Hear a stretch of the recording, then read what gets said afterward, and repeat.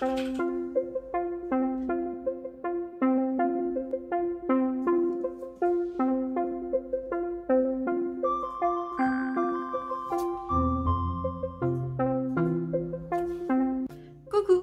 Comme je vous l'avais dit dans une vidéo, j'avais acheté du matériel sur les ventes privées et donc je voulais faire des tests dessus. Du coup, le premier test, ce sera en rapport avec les pastels.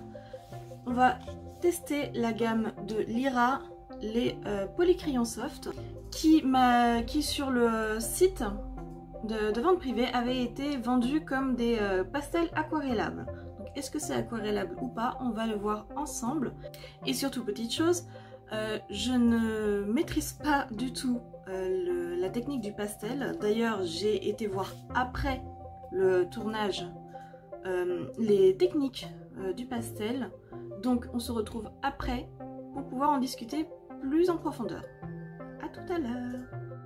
Et on se retrouve en voix off sur ce test. Je vous montre donc le matériel que j'utilise. Ici on a affaire à un nouveau pinceau à réservoir d'une marque dont je n'ai plus le nom. Donc celui-là je vais pouvoir aller le remplir. Et on a bien sûr les polycrayons soft. Je l'ai déjà précisé, mais c'est de la marque Lyra. Les polycrayons soft en 24 petits pastels. C'est vraiment très bien présenté, les couleurs sont très chatoyantes. Vous avez un aperçu ici. Et moi, j'ai préparé un petit dessin que voici. Le pastel se présente comme ceci, sous forme carrée. Il est assez doux et je vais de suite le tester. On remarque que le pastel se dissout bien, il laisse du pigment pour pouvoir être étalé.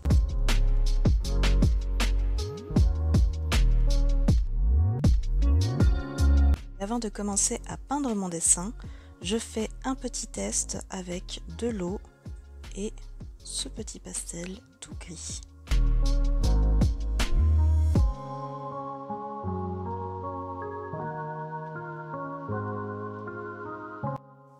Alors on voit que c'est quand même très opaque, que ça permet de faire des dégradés de couleurs aussi. Donc j'ai très hâte de le tester sur mon dessin. Je reprends le gris du test et je vais mettre du pastel absolument dans tout mon chat. J'essaie de faire une délimitation pour pouvoir faire déjà une ombre, vu que j'ai en tête de faire un chat un peu ombré. Et je n'hésite pas, je remplis tous les coins avec mon pastel gris.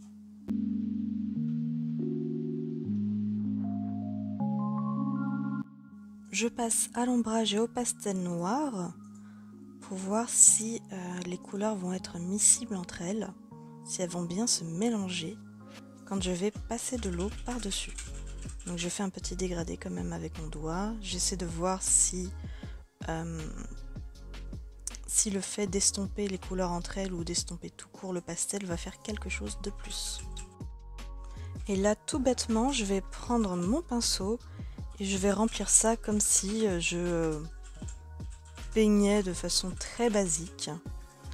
Et je me rends compte qu'il me manque un petit peu d'eau pour pouvoir vraiment utiliser les pigments du pastel à leur juste valeur.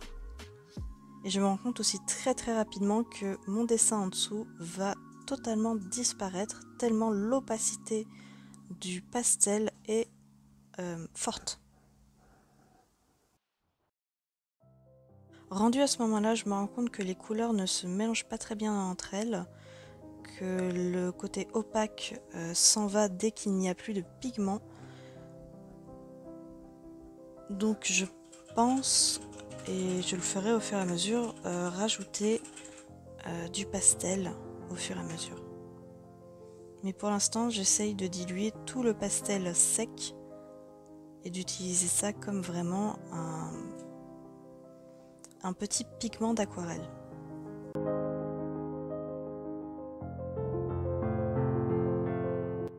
En s'approchant, on voit à quel point l'opacité est intense et pourtant ça n'a pas fini de sécher. Donc je me permets de remettre un petit coup de pastel gris pour pouvoir faire un plus joli ombrage.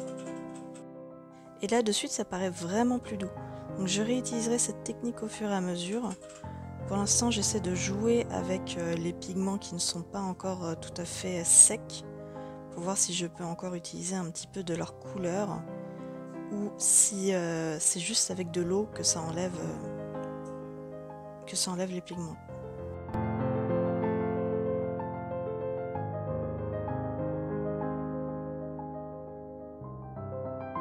Et là il me vient une nouvelle idée, c'est d'utiliser le pastel comme un godet et donc d'appliquer de l'eau dessus pour pouvoir avoir du pigment noir que je puisse rajouter sur mon dessin.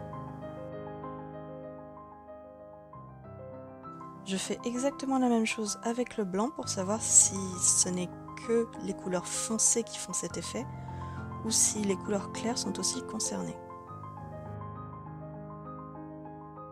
Et là je teste directement en mettant le pastel sur la peinture, du moins le pigment sec, pour voir si la couleur est toujours au rendez-vous. Maintenant je teste en faisant une sorte de dégradé avec du beige, du marron et du noir. Je mouille d'abord les couleurs claires et je vais ensuite du plus au plus foncé. Faisant ça, j'ai remarqué que les couleurs étaient difficilement mélangeables entre elles. Du coup, je vais rajouter un petit peu plus de couleurs à chaque fois pour essayer d'avoir mon dégradé comme je le désirais. Je réutilise plusieurs techniques que j'ai fait avec le chat gris, notamment utiliser le pastel comme un godet et utiliser directement le pastel sur les couleurs déjà peintes. Alors les yeux sont un méga fail assez drôle, plus je rajoutais de la couleur, plus c'était dégueulasse. Du coup j'ai laissé au bout d'un moment de côté parce que je savais vraiment pas quoi en faire. Là je teste le blanc, puisque dans mes souvenirs le blanc était une couleur qui aidait à faire des mélanges. Et du coup j'ai été très surprise de voir que le blanc était extrêmement opaque et qui donnait plutôt un joli rendu. Là j'ai testé du blanc mais aussi faire des taches pour voir si les couleurs allaient se mélanger entre elles ou si ça allait bien rester chacun dans son coin. Donc j'ai appliqué d'abord les taches et ensuite j'ai fait le blanc. Et au final ça s'est pas trop mélangé. Mais j'ai eu un petit peu de mal à avoir du relief, donc j'ai dû repasser plusieurs fois avec différents pastels pour pouvoir avoir un plus joli rendu.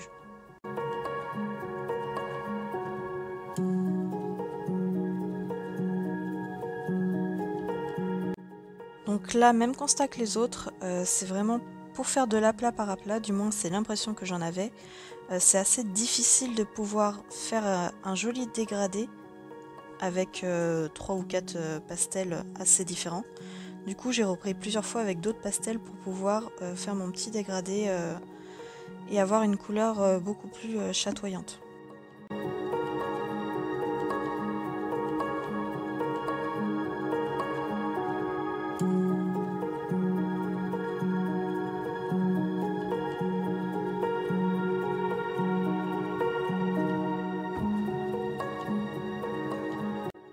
Donc je vais pas tous vous les faire, mais en gros à chaque fois le problème ça a été que les couleurs se mélangeaient difficilement entre elles, donc je devais repasser à chaque fois avec du pastel. Donc la technique est à peu près la même à chaque fois. Je mets une couleur, puis l'autre, et puis ensuite je fais mes petits réglages avec des pastels secs. Je reprends avec le pastel où je vais mettre directement de l'eau dessus, etc. etc.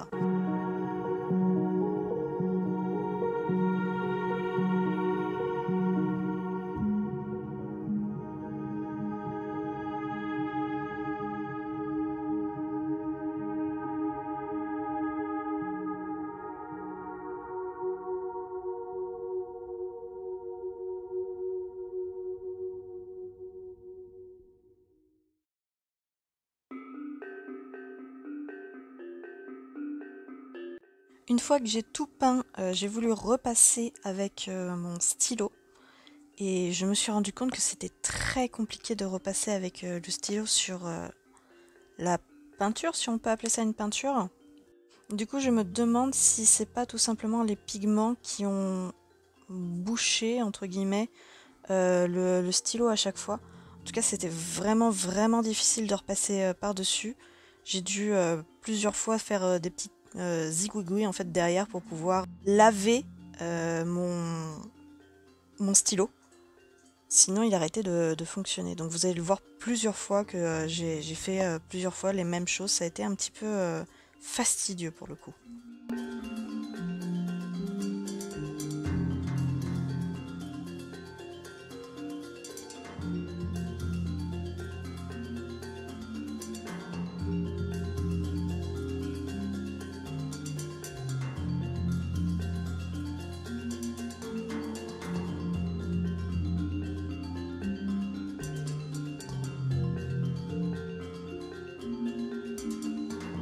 Je teste juste si le Posca va par-dessus le pastel mouillé au préalable et la réponse est oui.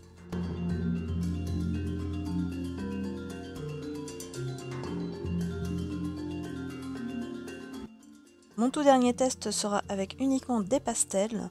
Je vais faire plusieurs dégradés, plusieurs sortes de dégradés pour voir si les couleurs se mélangent bien entre elles ou si c'est juste que colorier une petite surface était un petit peu trop difficile avec mon pinceau.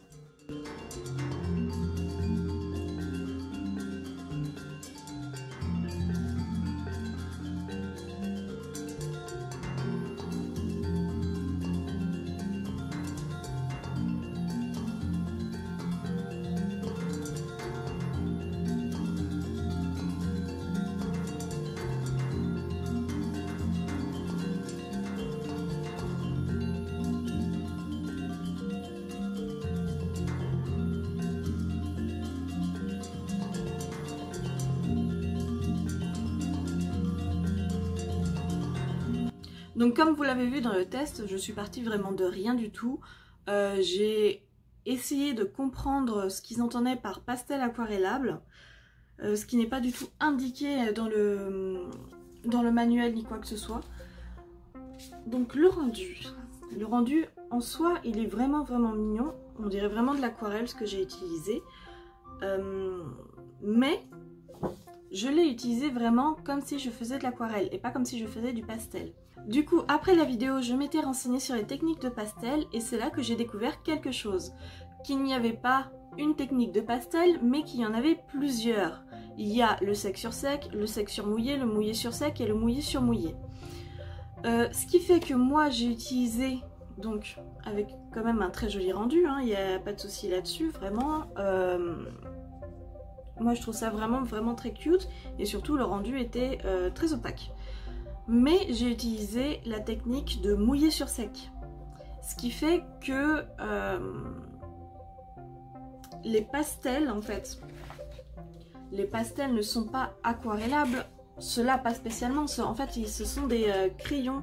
En fait ce sont les pastels tendres qui peuvent être utilisés comme aquarelle on va dire. Puisque les pastels peuvent être, donc comme je l'ai dit auparavant, utilisés avec de l'eau. Donc moi je ne le savais pas déjà au départ et ensuite je pensais que c'était qu'avec du white spirit parce qu'il me semblait que les pastels gras étaient utilisés avec du white spirit si on voulait un effet un peu mouillé. Moi je me suis dit au fur et à mesure du test que comme c'était des pigments, c'est normal que ça fonctionne avec de l'eau et donc que ce ne sont pas que ces pigments là, enfin que ces pastels là qui devraient fonctionner avec de l'eau. Mis à part ça, on peut voir quand même que le rendu est qualitatif. Je me rapproche, je veux dire les couleurs rendent très bien. J'ai essayé d'utiliser le plus de couleurs possible mais je voulais rester dans les tons des chats. C'est pour ça qu'il y a un chat rouge au bout d'un moment. Le petit souci que j'ai rencontré, c'est que j'avais du mal à mélanger les couleurs de pastel. Donc il fallait repasser sur le pastel déjà mouillé avec du pastel sec et remouillé par-dessus si on voulait le faire façon aquarelle. Vous avez vu dans le test que j'ai fait vraiment moult techniques, que j'ai fait plein de petits tests, vu que c'était quand même le but de la vidéo. De ce fait, je pense que, et là je pense que les personnes qui font du pastel vont pouvoir me corriger, je pense que ça c'est fait pour faire des aplats. Au départ, quand on fait une technique au pastel, on peut utiliser son doigt pour, bien sûr, pour mélanger les couleurs, mais si on veut un aplat, un grand aplat, je pense qu'on peut utiliser la technique du mouillé pour avoir, je veux dire, une opacité déjà, quand même, ce marron était très opaque. Et j'ai pas eu de problème pour faire ressortir l'opacité de n'importe quelle couleur. Moi, je ne fais pas de pastel, donc forcément, ça a été un test assez à tâtons pour moi. Cependant, je pense que les professionnels, vous allez pouvoir répondre rapidement à ces questions si ça fait ça avec tous les pastels de n'importe quelle, marque, ou si ce ne sont que les pastels tendres ou cette marque-là. Ce dont je doute réellement, je pense que ce sont tous les pastels tendres qui peuvent faire ça. Après moi j'ai pas d'autres pastels pour pouvoir vérifier. Néanmoins je suis très contente d'avoir pu découvrir ce médium là.